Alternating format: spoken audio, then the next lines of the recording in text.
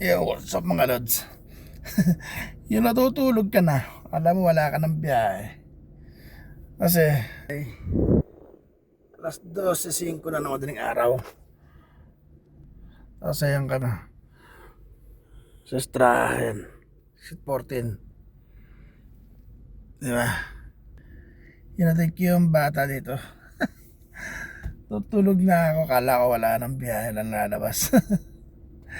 Ay naka, punta pa yung bata rin sa Strahan, hinatid ko.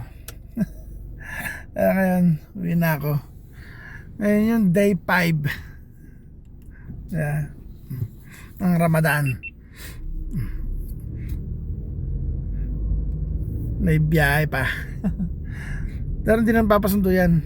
Baka magpapahatid na lang yan sa mga pinsan. Ang uwi niya sigurado mga alas 4 madaling araw.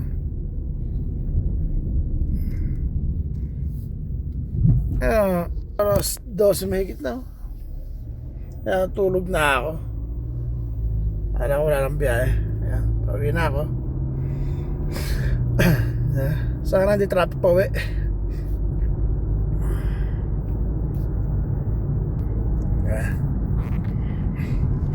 Yan talaga buhay. Buhay driver. Day 5 ng Ramadan.